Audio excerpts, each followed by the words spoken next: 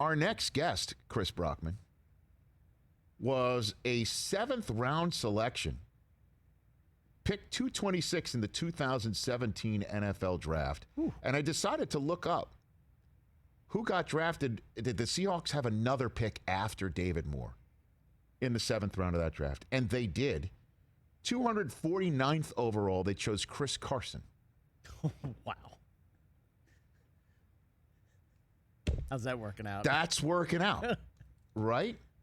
And fresh off of his team finishing up another exhilarating contest for the entire country that's on the edge of their seat watching for the 5-0 Seahawks, David Moore here on the Rich Eisen Show. How are you, David? I'm doing pretty good. How you doing? I am doing fine. Where were you on that draft night? 7th round, sitting there waiting for your phone to ring, I imagine. Where were you that night? Man, I was honestly at my house in Gainesville, Texas, and my parents, quite a bit of people there, my whole little family. Coming out of East Central, right? That's where you were coming out of at the time? Yes, sir. And so you're sitting around, and Pete Carroll calls your phone. You get a 206 phone call from a 206 area code or something like that? Something like that. I honestly didn't even have my phone on me. It was in there on the charger in my room, and my sister's in there, and she brought it to me on mute. So I honestly didn't know what was going on.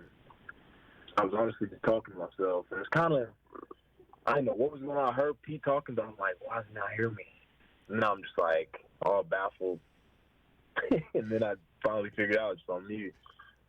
Yeah, and then my heart dropped a little bit. So your phone was handed to you by your sister on mute, and Pete's like, "Are you there?" Like literally, and you're like, "Draft me."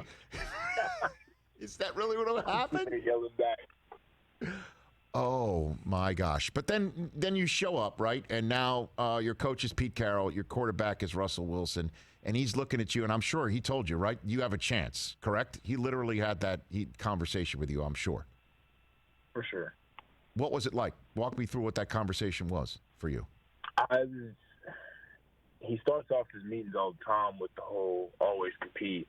You're either competing or you're not. And once we got out of rookie minicamp, it was just like he was talking to me, and then he has a son, which is our wide receiver coach, and he was talking to me, and it's just like you go out there and you just be yourself. Just do what you always done. Don't be extra. Don't do nothing new. Just go out there and have fun and just play at your best. Just be the best you can be every day.